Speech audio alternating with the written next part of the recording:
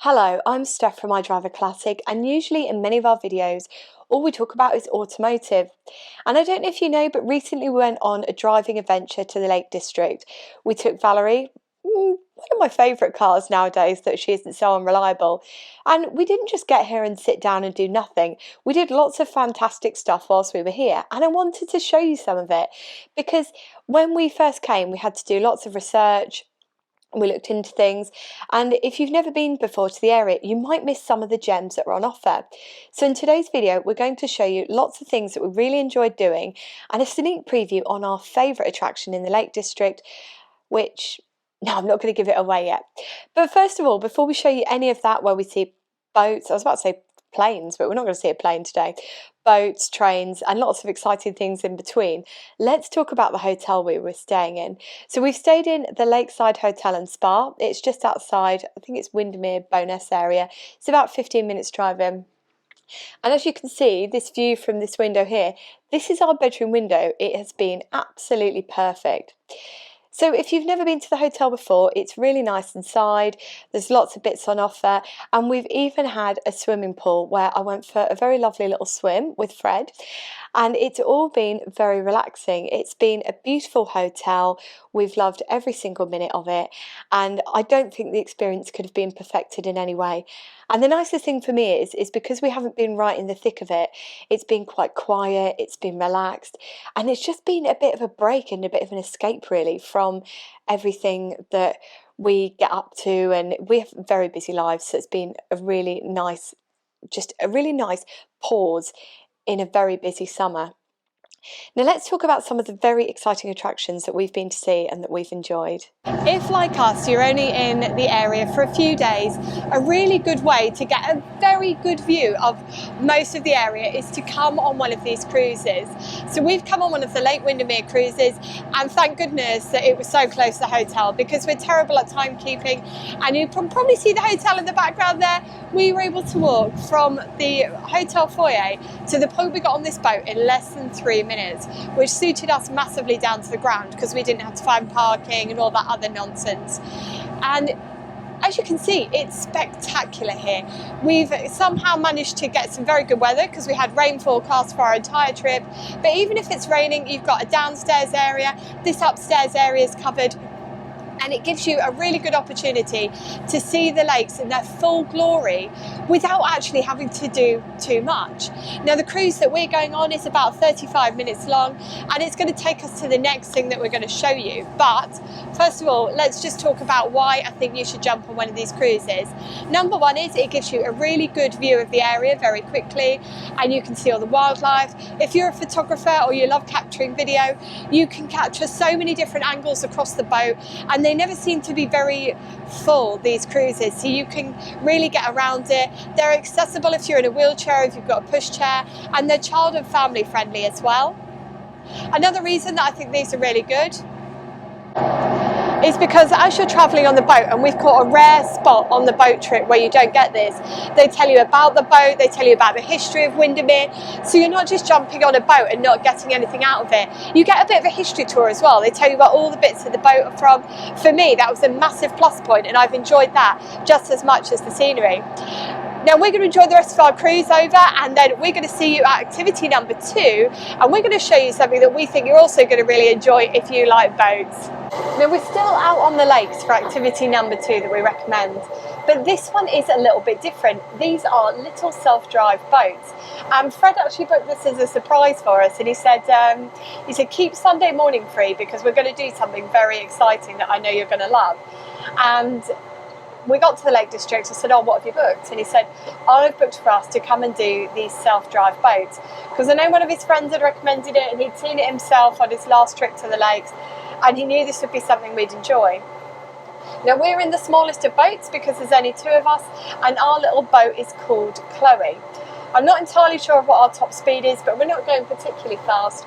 Not that you want to, because you want to take in some of this scenery. And it's an electric motor on one of these. It's not traditional diesel or petrol powered, which is a shame. I would have liked that, but at the same time, this is one of the newer boats they've got on the fleet. And with that newer boat, it's remarkably easy to steer. we've just got the steering wheel, as you can see me turning here, and we've got this joystick here. So it's fully, but this is in its full power, full speed ahead. But then if you come down into neutral, which you have to do to change gear, it's this all the way down to go backwards. But we don't want to be going backwards, we've got a lot to see. Now this for me is just a really relaxing way to see it, Lake Windermere, and it feels a lot more intimate in many ways because it's just us two, so we can have a good laugh as we go. And I don't know, when you get to power the boat yourself, the cruise was beautiful, but this way we get to kind of explore things a little bit more ourselves. Now you can make a full day of this, and you can take children on these boats, you can take dogs, and I think you can fit up to 8 people on one of these, and you can take them out for a full day. We've chosen the smallest boat on a 2-hour package. Now 2 hours might seem a lot, but when you're travelling out and you're chatting and you're exploring, you do want at least 2 hours. Really, I would have liked a full day, but as I've said, we're not in the lakes for a week, we're only here for a few days, so we want to try and pack in taster sessions of everything so we can choose what we do in more detail when we come back. Now you do get a safety briefing before you go out in this, and the safety briefing is very simple. Number one is you've got your emergency contact number up here. I don't know if you saw some of the red buoys out and all this greenery. You have to be at least 30 metres away from any of those at one time. And if you see one of the big vessels coming towards you, or something that probably can't steer out the way of you quite quick enough, you need to steer to your right and always give way. And if you see another boat coming towards you, you do full lock right. Now in terms of what it's like to drive, it's very, very simple. If you've never driven a boat before, and I certainly haven't, you can do it with relative ease. I got into it, it made sense straight away. The one thing I would say is just remember that you're going at slow speeds and you're going through water, so it's not quite as responsive as your car might be at home. Now it's time for me to flip this into neutral, because I'm swapping places with Fred, and we're going to ask him what it's like to drive as well. Hi there, I'm Freddie. I'm usually used to being behind the camera, but today I'm having a bit of a drive myself. I'm more used to the handlebars of a motorbike rather than the steering wheel of a boat. It's going a bit crazy here. So yeah, it was a very quick process to get the boat out. Within 5 minutes we're in there, quick safety brief, out on the water. And it's great for all ages, great for the kids. They can have a quick drive, it's so simple and easy. I'll show you. Let's see if we can get it to do some wheelies.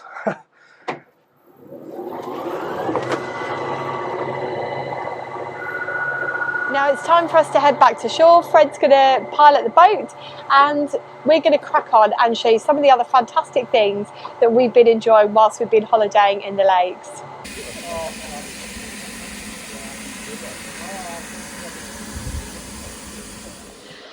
One of the great joys about this area of the lakes is that everything we've wanted to do has been perfectly placed.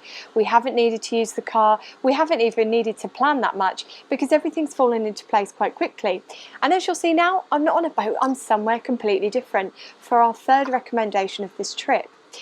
So once we'd gone and done self-drive boats, which were so much fun, we then hopped back on that cruise, which took us, if you can see, that's where the hotel was, the Lakeside Hotel, and I'm just going to pan around there and show you just how close it is to where we got on the boat, and then a quick swing round again, and that takes you to our recommendation number 3, which is the fantastic Lakeside to Haverthwaite steam train. Now I'm a massive fan of old trains and old railways. I love doing that sort of thing, and the greatest thing about this, when we got to Haverthwaite station, was that everything felt a little bit like the original version of The Railway Children. It's beautiful, and something that I really appreciate quite deeply, maybe more so than many other people that are here today, is that they've kept so many original features on these carriages, right from, and I know this sounds really weird, but just work with me here, the toilet. Now I looked at the toilet door and I thought they've definitely modernised that, and I went inside and it was completely as is, and then as you come outside you start spotting other details that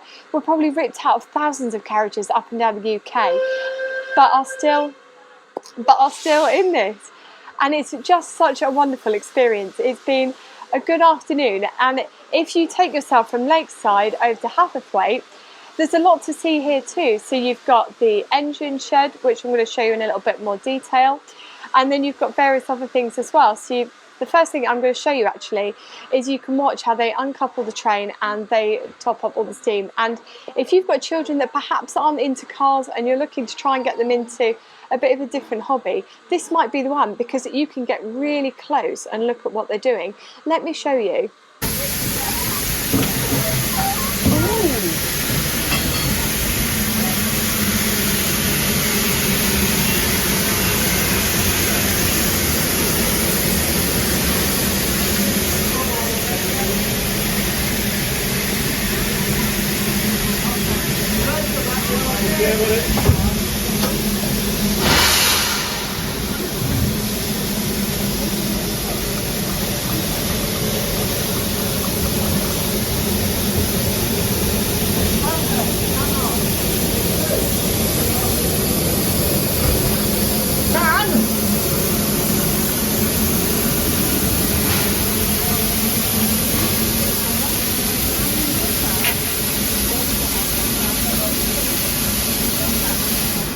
So I found that incredibly interesting, but not quite as interesting as when I looked up at some signage and saw that there was an engine shed that we could visit.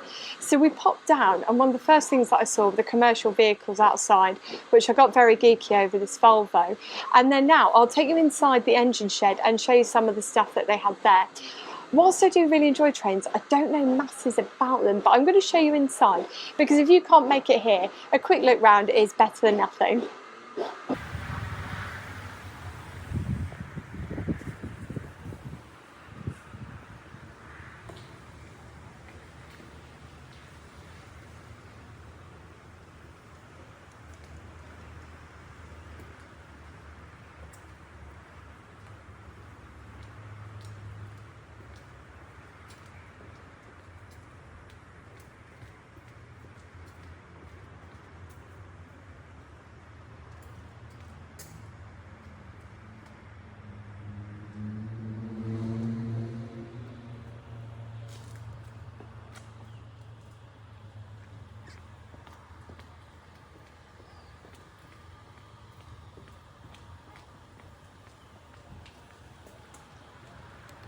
Now, the one person we haven't really involved in any of our activities today is Valerie.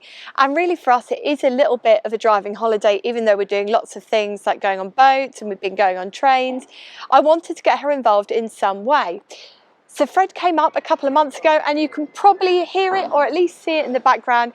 That is Windermere ferry, and you can take your car on it. And I thought for £5, because that's all it costs to take your car on, I thought let's give it a go. It'll be an absolute laugh. So I've got the GoPro set up at the front over there, and we'll give you a bit of footage of us going on and coming off. But I think it was just one of those quirky ideas that I wanted to include. So let's jump back in the car, because I can see that car's coming off now, which means we'll be getting on the ferry any minute soon.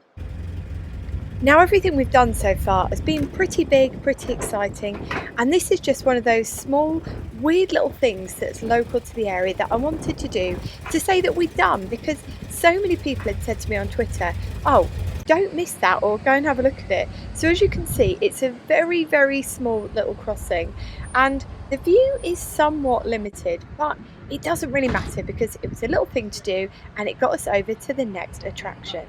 The Lake District is one of the most beautiful places that you can come on holiday, and I hope that we've shown some of that in the bits that we've shown you in the videos so far.